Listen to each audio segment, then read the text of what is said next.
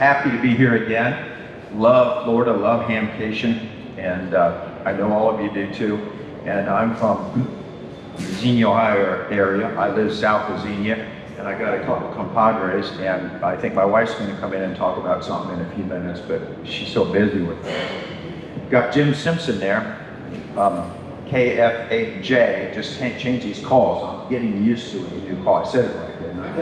You got it. And he was a general chairman in 1987, right? Yeah, 86 and 87. He goes way back. He's an old timer. Old guy. Last century. And then this is our friend Jack, WBASCT, and he's been a general chairman 2018 and 19. Is that right? What years was it? I was the first guy in history to ever cancel Hamvention. That is my down. The first guy in history ever did what? Cancel Hamvention. COVID. We Under my watch. That one. yeah, it was under his watch, but we did it. The government did it. But I had to make the announcement to them. The bullet holes still show. I'm still recovering. But these guys are going to help me do a little speaking here about it, and I like to share the microphone. The number one thing about Hamvention is our 700 volunteers. I'm telling you. And, you know, I hear other big national organizations that have strife and infighting and stuff. You don't hear that much at Hamvention. At Hamvention, we support each other. We're a family. We really are. And, yeah, our philosophy is you take a slamming and you keep on hamming. And we're going to talk about some of the slams that we've had too.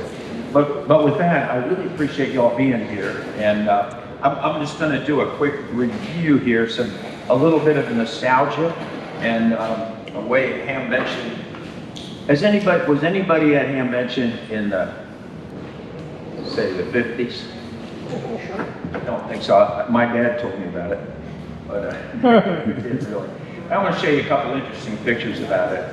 You know, this is our first program, and we've had a program every year. And are you leaving? I thought it was SDR. Oh, you're gonna miss It out. could be. We could be. Well, we're sorry. We'll see you at HamCation. All right, this is a talk about Hamvention. If anybody else needs to leave, it's okay.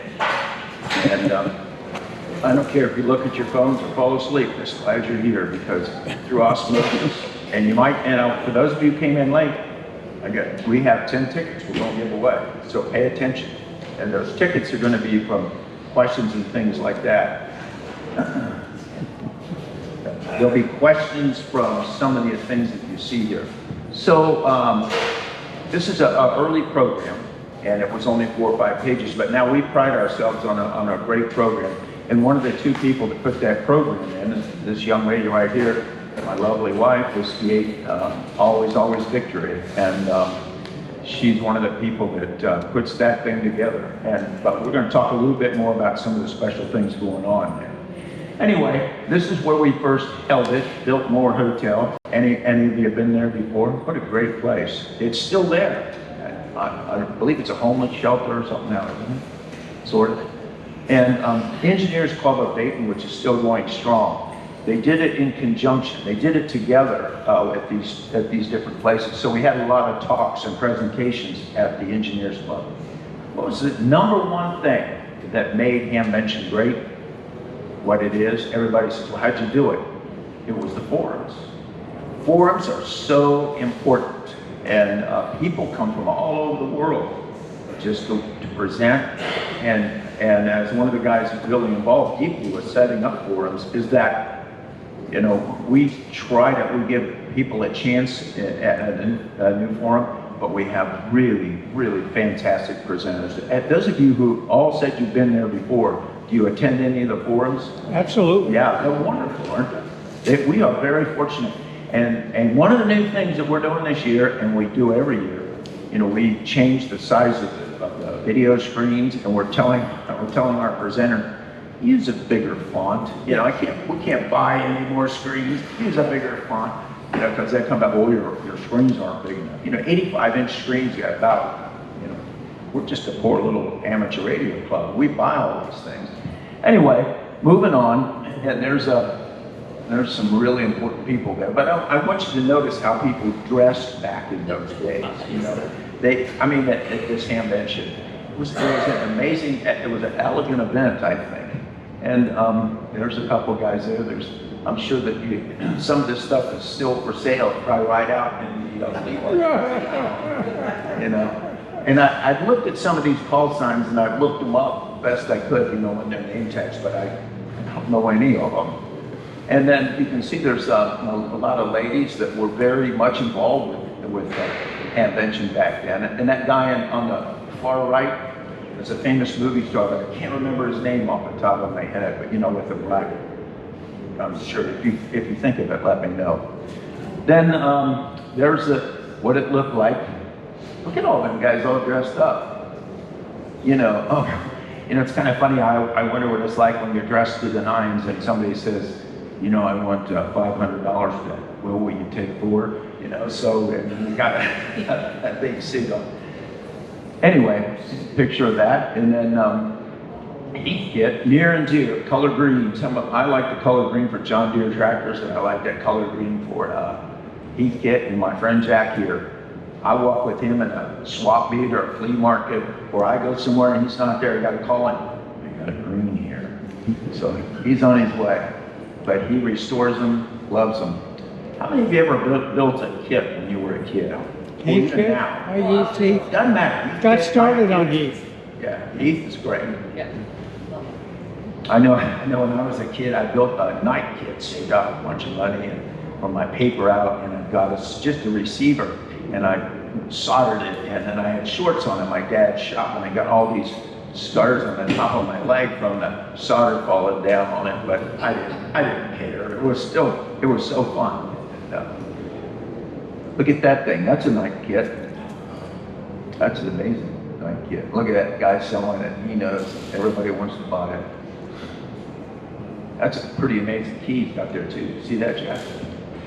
And then I don't know this lady, but look at that, selling more equipment, Halcrafters. Yep. And boy, look at that. Blow the scout. All this stuff now, I want to tell you, you can buy all this stuff at the Dayton Hamvention, the Apple Flea Market. You want to lift and load. And, look at that guy's got an antenna, I think, up there too. But if you look, this was, see in that top right, 1957 was an ARRL National Convention. And that's what we're having this year, is the ARRL National Convention. So it's that's one of the big things that's happening this year. So this is great. How many of you know Gordon West? Okay, there he is, right there. You know, look at that, the bow tie. This is a 1957. And you know what? Can anybody guess what they're getting ready to do? A fox hunt. Right? Isn't that amazing? Yeah, I've seen it. Yeah. 1957. And Jim, I didn't see you in this picture, or did you take it?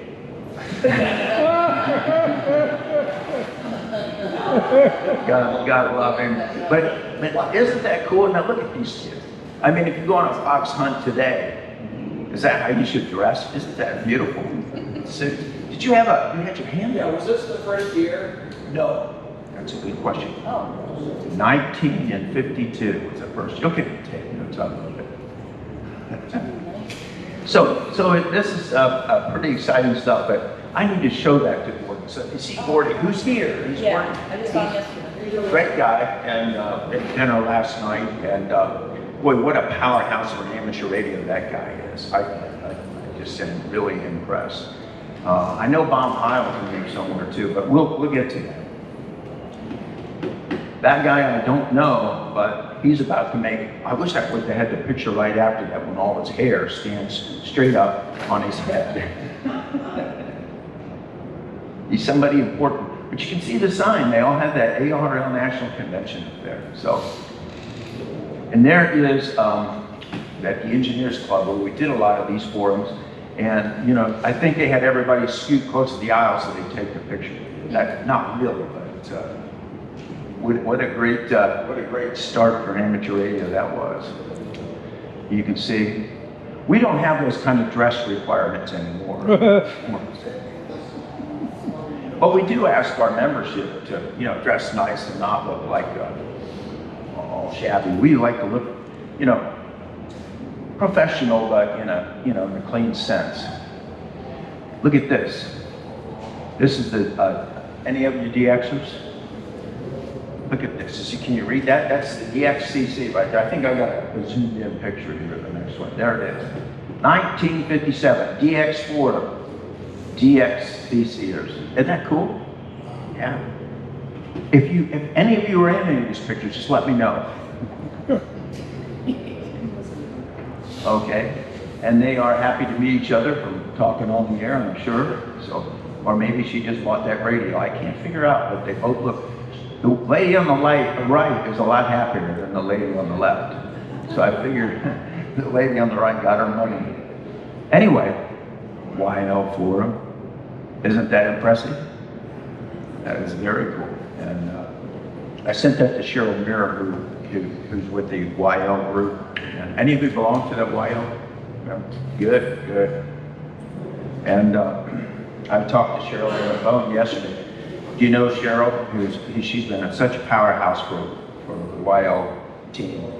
And but just look at that. I wonder why the only one lady got a microphone. So, and that one lady on the far left, I don't know if she's agreeing, but it's interesting. Banquet. Isn't that nice? They're chowing down there. That's one thing hams do. And I think Hamvention, well, we like to think we invented it, but we didn't, is eating well at the ham event. Anybody know who that is? It's Gordon West. So you know what I mean? No, just kidding. I don't know who that is, but he sure looks happy, doesn't he? I know Gordon would be envious of that bow tie. And that's a Heil mic. No. I don't know who these people are, but they're all dressed up and they said very important things back then. And they're more eating, but what I like here, can you see this guy with the bow tie on here? I mean, isn't that impressive? I mean, we're trying to do that with youth today, but look at that. They had a lot of the youth there. I wish that I could figure out who these people are. Uh-oh, is that it? Well, What? that last one was that was a picture of my bees at my house. They're bored. Let me get into the next part because I know these guys here really want to do some talking. Sorry. Let me start this. Are you bored? No. The history Did is you like those pictures? I showed some of them last year, but That's fascinating. I hold those pretty close. But you know, to think about some of the history, it's pretty daggone cool. So I'm glad you like that. Team, was that okay showing that picture? You like those pictures, Jim? That brings back a lot of memories. Were you in one of those? It was taken. Earliest was 73.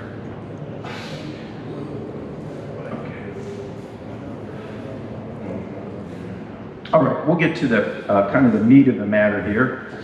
This is important to us. You know, we have a mission statement in our club because I think a lot of clubs and organizations can get really widely scattered and, well, we're going to do this, we're going to do this, we're going to do this. We have a mission statement that we hammered out that, gosh, that probably took a day and a half of meeting. Maybe not quite that long, but it took quite a while to hammer this out. But I want to let you know that this is what we believe. And I think that every organization should be living up to their mission. You know, we're following it. Because if you're not, you get too far afield of what is it that we're really trying to do here with our club or our organization. But we want to provide a safe, respectful, mentoring environment, producing an international amateur radio gathering while encouraging, operating, and supporting the amateur radio community. And I think we do that really well. Those of you who are familiar with the Dayton Amateur Radio Association know that we do a lot of things. We have one of our big things that's up and coming is what's called a Thursday night group, where the team, everybody meets, not everybody, but if you have some kind of a radio project, you just bring it in. It's sort of like an anarchy, which means there's not really a set agenda, but what an amazing opportunity it is for people to learn. And I hear people on the repeaters and that in the area, yeah, you got to go up to the Thursday night group. So we have a good time there, and there's a whole lot accomplished there. I'm going to talk, and I already gave you my name. So first Hamvention, here's some details. Was the Biltmore Hotel more successful than we ever imagined? But we needed a new location, and we moved to the infamous Hara Arena. How many of you been to Hara Arena? How many of you really miss it? Wish we were back. How many? Us older guys. You can get medication for that. Mike, was it true that in 1964 was already old? What now? In 64 was already old? It was getting old, but it was you know, it's the Dayton region didn't have a lot to offer, and the Wampler family, and I want to say this, you know, we left on very good terms. Very sad that we had to leave Hara Arena, but they had a lot of tax issues. They had problems. We knew it was coming, and there was a small group of us that started 8-9 months before we actually decided to move. As a matter of fact, I personally wrote a letter to the IRS saying, please don't foreclose on Hara Arena, because we're going to have this major event. I described, we bring in over $30 million to the community in benefits in that from having Hamvention. So he waited. They were very cordial, but they did get it. And now a tornado knocked it down, and it isn't there anymore. So, yes. I don't think many people know that we bring 8 or 9 months in advance of the closing for the following year, because everybody looked at that 7-month period between closing and appearing as enthusiast. Oh, well, And saying what a wonderful job you we did. did, because let me tell you a little bit about that. We decided, it was 7 months of looking at other opportunities, the other places, and then we decided on that place, you know, and then had just a short window, that 7 or 8 months. Yeah, that team pulled it off. Our team pulled it off. They did, and Thank you. Someone on YouTube who had gone there that year decided to post a review of it, and I don't know if they knew what you guys went through, but they slagged it big time. You know what? I mentioned that earlier, and I'm sure you were in here. Yeah. But one of the things that we do at in Dayton with our team is we've learned our unwritten motto is we take a slamming and we keep on hamming. And so, you know, I take shots all the time. And those of you who ever watched me on some of the YouTube things, I get lots of hate mail, but I get lots of positive email. I don't care. Well, that particular person basically got a rather crooked and long comment on his video from me, pointing out to him every area where Yeah, I I appreciate that. You know, what is it? A Bob Dylan song that backseat drivers don't know the feel of the wheel, but they sure know how to make a fuss. Linda. Hara was opened in 1957, Yeah. so it wasn't that old. It's, Okay. Well, look at that. She knows all that stuff. That's my dear wife right there. Anyway, moving on here, and I like the comments and questions. We're going to have some more involvement here in a minute. Our peak attendance was 34,000 in the 80s, but attendance last year was over 33,000. Pretty awesome. Speaks a lot about amateur radio, and our team loves it. But everybody says, "What do you do with that money? What do you do with that money? You guys must be filthy rich." We're not. We went 2 years without a Hamvention, and what we've done is we give back an awful lot. We give to other clubs, other organizations. We have scholarships, and then we have to put money into you know, keeping Hamvention alive. You know, updating things. So the hobby was growing. And Jim, you can kind of read off of this. You want to talk a little bit about this? Come on up. Come on up. Ladies and gentlemen, KFAJ, former general chairman. Now he's really long-winded, so I'll have to stop him. Good afternoon, everybody. Good morning, yes it is. I was at general chairman in 86 and 87, And we started out in 1973, so I'm in there with some of you that are here today. And back in 73, not too long after that, I was assistant vice chairman early on. Worked with a gentleman by the name of Noel McEwen, who was general chairman, and well, about 4 years before me. And he indicated that he was looking for somebody to help him out. I jumped in there, and I wound up being vice chairman for 6 years straight. Now, the one claim to fame I have, respective of that, in 1996, as the vice chairman, I gathered in that particular year $134,000 worth of prizes to give away to the community. $60,000 of that came directly from RL Great Company, so just a little bit of history about where that money comes from. And it was outright gift at 2 full stations and other accessories and so forth that they gave away. But it's been an interesting path, and we're still doing it. I'm just turned 75 years old, and I still climb towers, believe it or not. So, Do you need to sit down, Jim? no.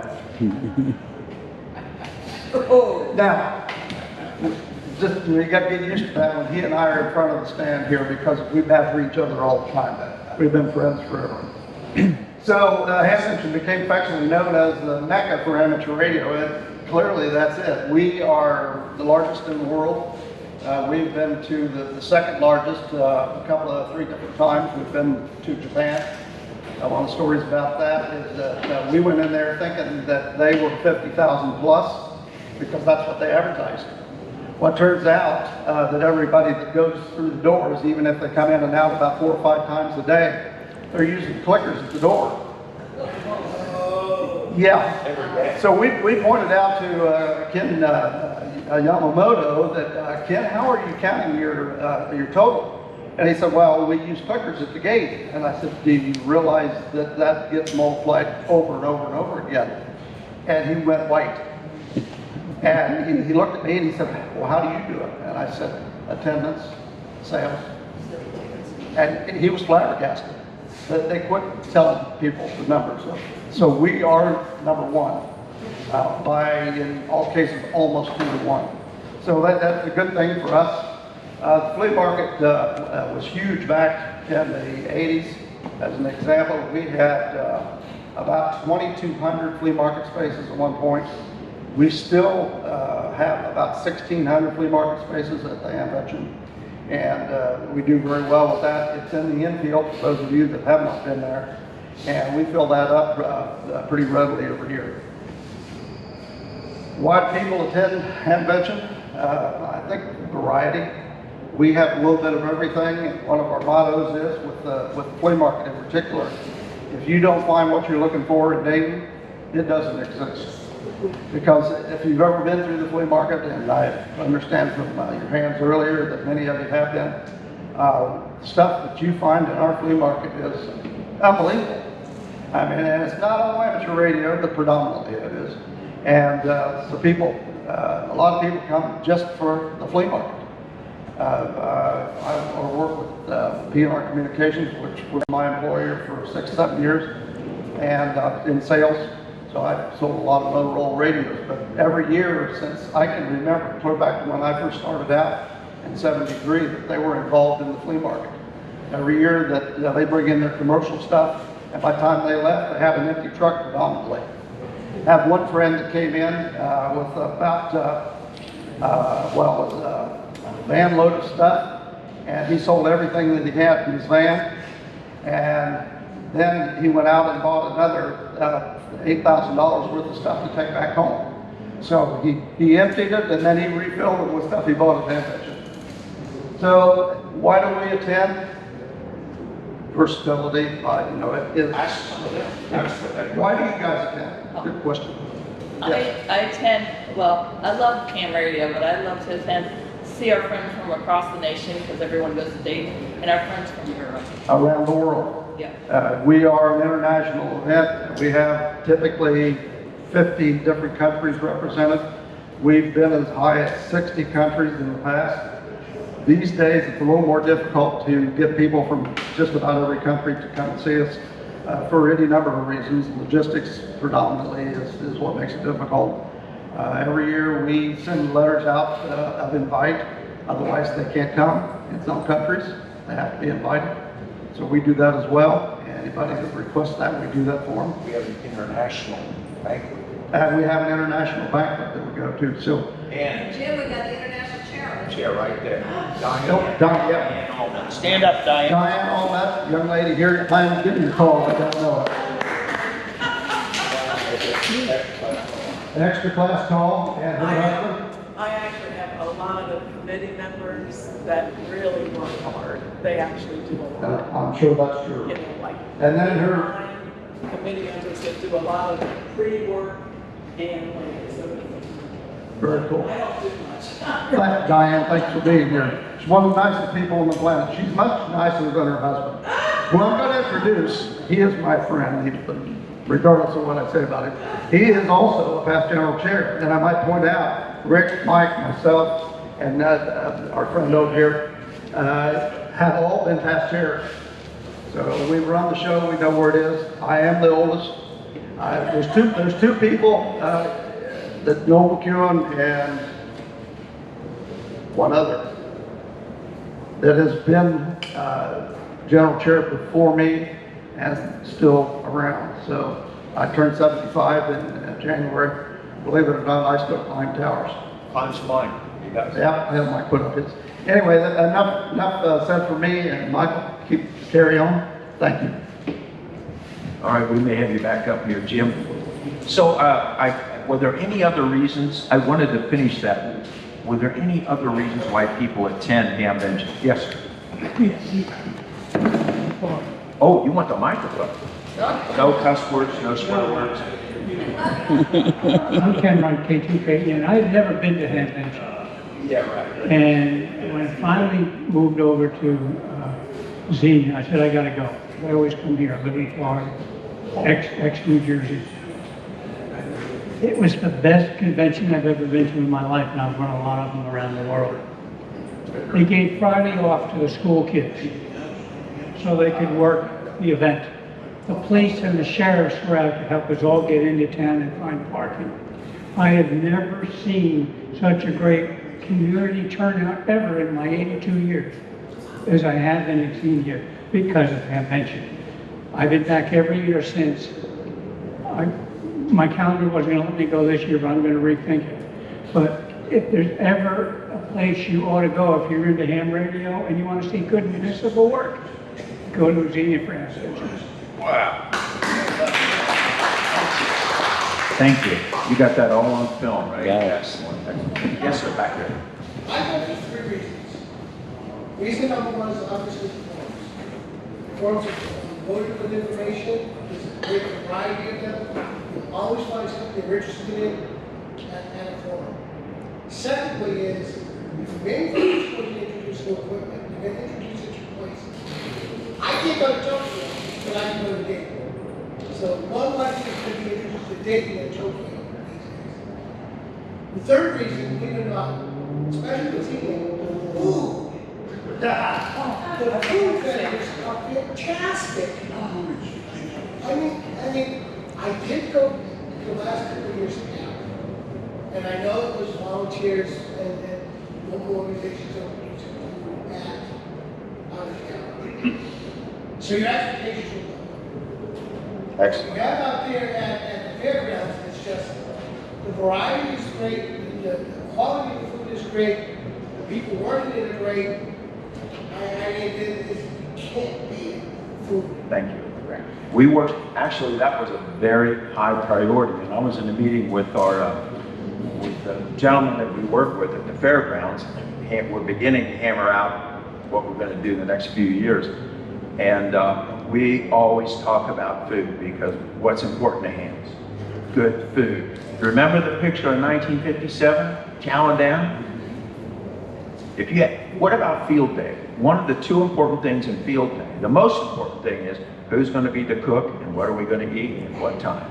And then the rest of it is all about radios. Am I wrong? I mean, you have to be able to eat well in an emergency, I've always thought. All right, I'm going to move away from that. We've got a little bit more to cover. You know, back in the old days, we used to have these world-class acts that would come in. We had the Smothers Brothers, and we used to have, I mean, we still have bus transportation, but man, we had huge transportation fleet back in those days. And then the volunteer team continued to grow. And at that time, that's when we started to gather the attention of amateurs worldwide. We recognized that, and we have played really hard, worked really hard to keep bringing in people from all over the world. And we like to think of, when you call it Mecca, it really is a pilgrimage site, you know. And as we look at it, or like to look at it, it's the gathering, you know, it's a major gathering. And it's a jump off place for innovation.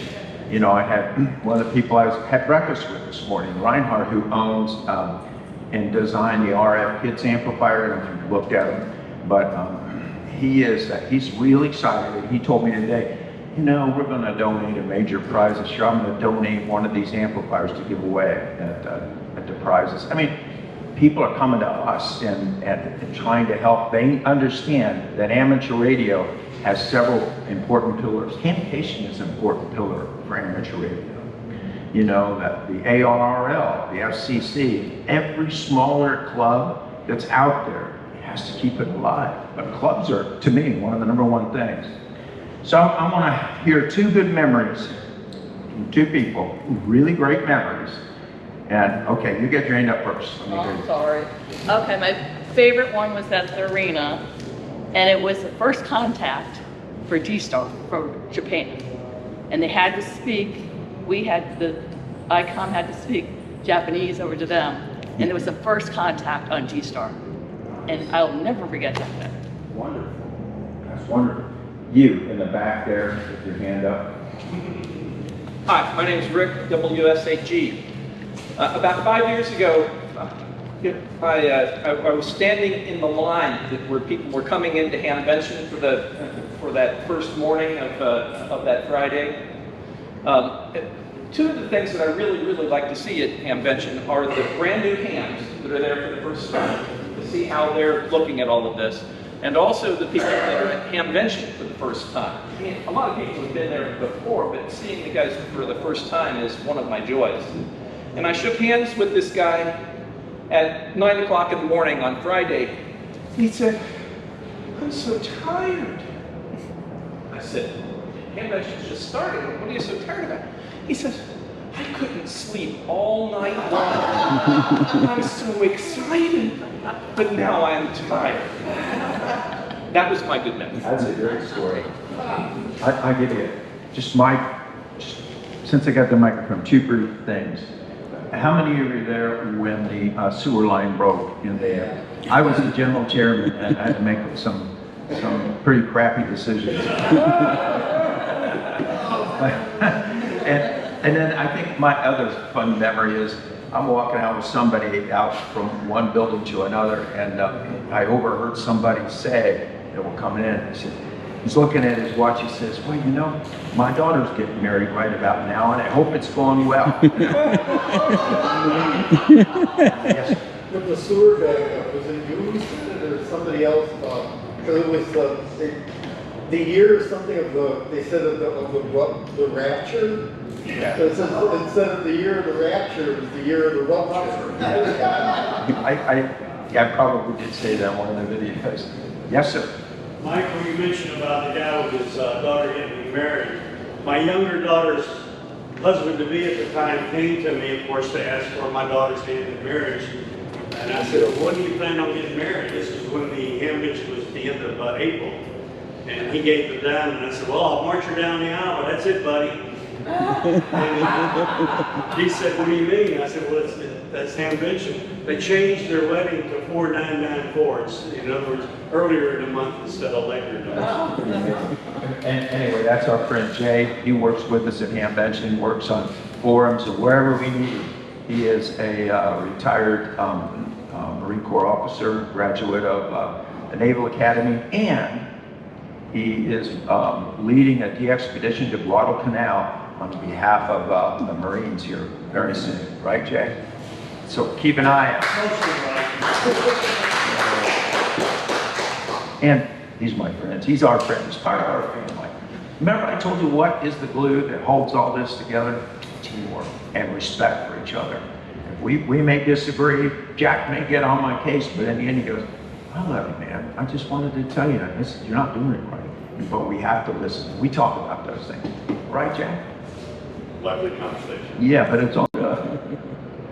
So, a few years ago, we knew Harold was sinking, and I mentioned that. So we had a team of 6 people who worked a year, just about a year, to search for a new location. And that was very secretive, very secretive. Because if the news would have got hold of that or anybody else, they'd have been dying just like crazy. So we fortunately made that happen. And then I want Jack to come up here and talk about, can you imagine this? You know, I take an RV up there and have a primo spot right by the gate, you know, and sit there and watch everybody come in and greet everybody. But then I'm there for all the problems. But Jack stays in there too. So Jack, why don't you tell us a little bit about you have some pretty good memories of that, because we lived that, all of us lived that, but go for it. This is Jack. Good morning. Again, my call is Whiskey Bravo 8, Sierra Charlie Tango. Back in the 70s, it used to be Super Bowl teenagers, but that was a long time ago. Dara is very fortunate in many ways, but one in particular, several of us have managed to run successful companies. Several of us, strong in strategic planning, and along with strategic planning comes risk management, what can go wrong, and kind of planning ahead for contingencies. A few years before we ended up having to leave Terra, a few of us recognized the fact that Terra was having problems. They kept telling us everything's fine. We had a great relationship with them.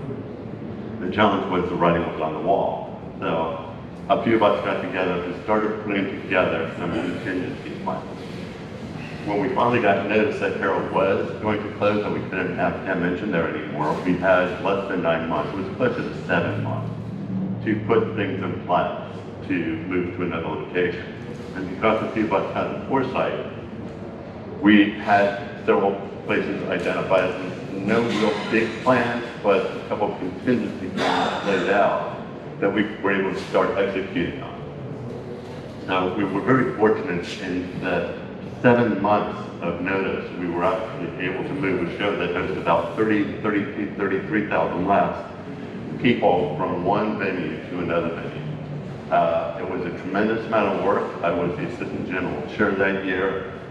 Ron, may he rest in peace, was the chair, and the two of us, as well as the entire committee, worked tirelessly just trying to get everything coordinated.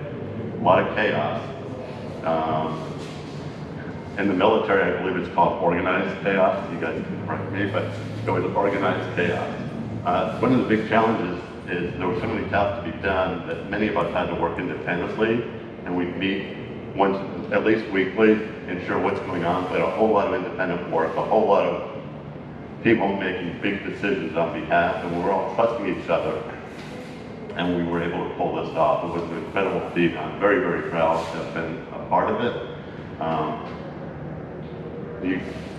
What was it like that first morning when you got up? Talk about that first morning. First morning when I got up. When we got up. It was incredible. As Michael mentioned, I think out, I wanted to be on ground. And if anything should go wrong, I wanted to be there to be able to stick my finger in whatever hole it's leaking and get it patched up. So I was in Michael's camper. He graciously hosted me, and he has ever since. I got up in the morning, I looked out the window of the camper, and I saw a big line of people waiting to get in. Then, a few minutes before the gate opened, those that have been there, we have that big center area, the circle, where the flag posts are. I stood there, and I was able to get a high position in that circle, and I'm watching. And as soon as the gates opened, I saw the people coming in. And it was just such a joy and feeling of relief to see that we pulled this off. You know, we knew we did a good job, we felt we did everything that we could possibly do to make this work, but until I started people flooding in, that feeling, that's my favorite experience from it. I've got many others, but that is my absolute, just watching people flooding into the gate. Yes, sir. What was the first year at Xenia? 2017. Some of the other challenges we've had, as many of you that were there remember, can't forget it. We'll never forget it. We had this horrendous rainstorm. Yep. It was late in the day, and the parking lot was a big mess. So we were laying in the camper. I'm back in my bedroom, he's in the front, and all night long, all we're hearing is this heavy rain going on. And it just really freaks me out. But we managed to, again, we did a lot of planning. We had records on site because we knew that the roads coming in and out, if somebody were to break down, it was going to cause a big slowdown. We also want them on site in case somebody had a dead battery or little things. So we had records available.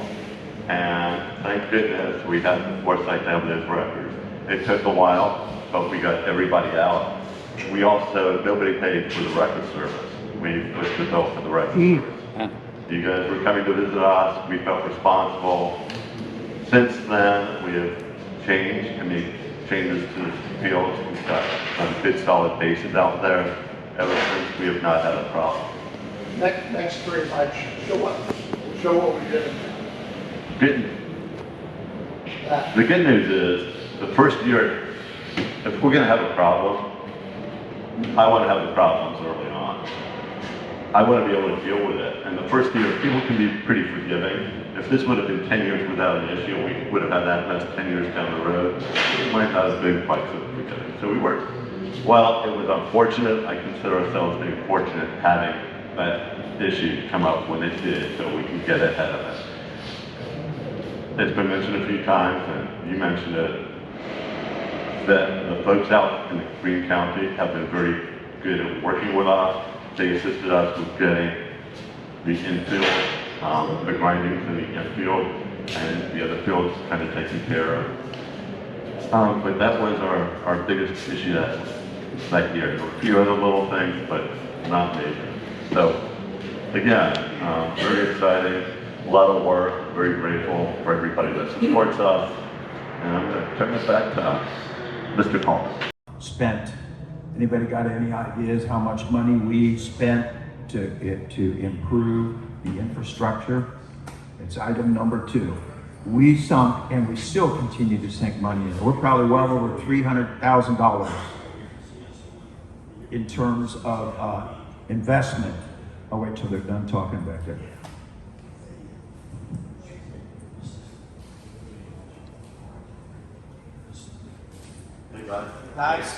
Guys, thank you. Okay, we spent probably by now over $300,000 of our club money into making this a success. And the great thing about it is, it's not only an investment into Hamvention, it's an investment into the future of Greene County. And if we make that facility better, and there's more and more events coming in there, and when a lot of great events come into a place, then they have more money to spend on infrastructure. So we have, we continue to negotiate. I mean, it's a whole lot of stuff we got to negotiate for an event like that. And like Jack says, we learn from our shortcomings and push forward. And after every Hamvention, all the chairmen get together and we have a big meeting. Where did we screw up? What are we going to do better for next year? And we take a look at that. How can we improve? And one of the things that we wanted to do after that first Hamvention when it rained was to sell commemorative mud, for the infield. But we decided against it. But we thought, well, maybe next year we'll sell rubber boots for people going into. Just kind of kidding, but. We have to look at it on a lighter side. We can't let that crash down on us, We have to make this, and we continue to want to make it a 5-star event. So what's new? more delicious food coming in. We're improving that. And forum rooms, we have quieter, better airflow. We tell them you got to make sure those airflow units are working correctly.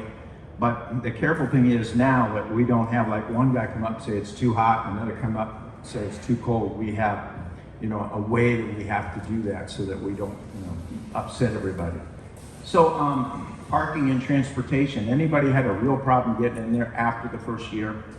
It's pretty cool. It works pretty good. And thanks to our sheriff, Gene Fisher, who's passed away, but he was a very close friend of ours and became a ham. And I mean, not just became a ham, he was an active ham. And he formed a 4-H group at the fairgrounds that they meet. I know Jim's been real active with them too. So we're really happy about this. So I'd like to have Linda come up here, Whiskey Always Victory, and talk a little bit about some of the things to do at Hamvention this year and what they're working on, especially the apps and things. So how many of you have the app for HamCation on your phone right now? Yes. If you don't, you need to download it. So thanks to ARL, who coordinates this with both HamCation and with Hamvention, the apps are almost identical. So if you can learn to use the HamCation app, you can use the Hamvention app. And it's got lots of great information on it. You can put your profile on there. If you want, you can put your contact information. You can communicate with, you can find out who that you know is at the event that you're at. So it will list you in an alphabetical order. So if you're looking for your friend Joe Smith, and if he has the app and he's put his name in here, then you can see, hey, this guy's here. Or you can even just scroll through and say, I know that guy, I know that guy. Okay, they're all here, I'm gonna find them. You can find out about the forums. There's maps. I mean, it's just a great tool. And I know here at HamCation, it's hard to use inside the buildings because for some reason, it's hard to get Wi-Fi inside the buildings this year. I'm not sure why. But at Hamvention, Jack has been key in setting up, those the infrastructure so that inside all the buildings you can get this app at Hamvention.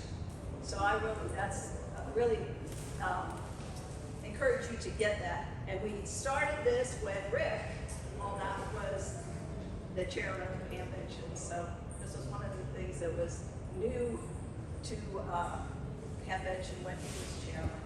So that's pretty much all I have to say. I know we're running out of time, so yep. And so Linda, thank you. And if you want to get more information, she's working in our Hamvention booth. We have a booth in there, so you can stop by and Linda can work with you and show you a little bit more about it. And there's a lot of question about a new building. And I want to mention, we want 2 years without, we really want to have a new building, and they're getting more and more events there. The problem is, we want 2 years without Hamvention, and Greene County went 2 years without any major events going on. They need that tax inflow to build that stuff, and we can't really afford to buy a building for them. How many volunteers does it take? Around 700 volunteers. 700 volunteers. And I also want to point out Nancy is here, and Nancy she's the chairman of the golf cart committee. And when you see all those golf carts running around, and we have she is looking for volunteers, so that would be really great if you want to get with her. You have to put a date to be a volunteer. Right. So yes, in the back. I'd like to know about the ARL convention. What specific special events will be happening at Hamvention? That's okay. I keep looking at our website, hamvention.org. Right now, they're planning special events that are going to be, we gave them a forum room where they can plan all their events there, forum room free, but we haven't seen all the details yet. We're trying to get that from them, what they want to do. That's a good question, but it'll be pretty exciting. So thanks for asking. And you're a volunteer there too, of course. Michael, we also have to use activity. I'm not sure what that looks like. Yeah, we don't know what it looks like. So we're working on it. And I can't specifically say exactly what's going to happen, but we're working on it. So anyway, if you want to be driving a golf cart and you want to volunteer, see Nancy. That's one area that needs help. And Nancy was a former board member. So, you know, there's a dimension again. That was a very timely question back there. And then, you know, our theme this year is expanding our community. And, you know, Jack and I were sitting around one day and said, we got to figure this out. And so we came up with that, and everybody bought it. And the thing of it is, expanding our community, our amateur radio community. To me, I don't know how all of you feel, but amateur radio is it's not just a hobby, it's a way of life. I mean, for me it is, I know for my wife, and for these guys, it's a way of life, you know, and I don't know how many of you feel that way. It's sort of a way of life for you, amateur radio. It just kind of creeps up on you and grabs you. So, and I'm not going to talk about how you see the future of amateur radio, but think about that. I'd like to talk about it. And final thoughts. Everyone has opinions that fall along the spectrum from bad to great about Hamvention or about amateur radio. And I mentioned what our proceeds go to. And none of us get paid. Not one of us get paid at all. We even paid our own bill to come down here for this presentation and to have a booth. We paid for that. Although Orlando was kind enough to give us a booth, and we do that for them as well. Great people here. It's important, by the way, to thank a volunteer. You know, all these volunteers, somebody drives you in a cart, somebody helps you, please thank them. I mean, they're out there. So we do consider ourselves professional, but we're really not professional at putting on a show. We've got a lot of experience. So, you know, things will go wrong, but we certainly try to improve it. So, with that, any final comments or questions before we do that? We might not have time for the prize drawing, we'll get it next year. Like I said, it was a great idea to do writing on the I noticed last year as I was going through that's getting a bit wrong. The rate please help resurface that and make it a little smoother. That's in the works. Beautiful. I talked to the chair, actually even I get out and drive a tractor and run the roller on all of that. And I specifically talked to him earlier this week, getting that grass cut down and make sure it gets rolled. It's just in our contract. And we're working on that. Yeah. And getting those grindings and stuff, we're definitely trying to get even more if we can. But, you know, absolutely it does. Absolutely. Any other final thoughts? All right. Jack, you stood up. Did you? Jack or Linda, which one of you want to hand out as we get these winners here?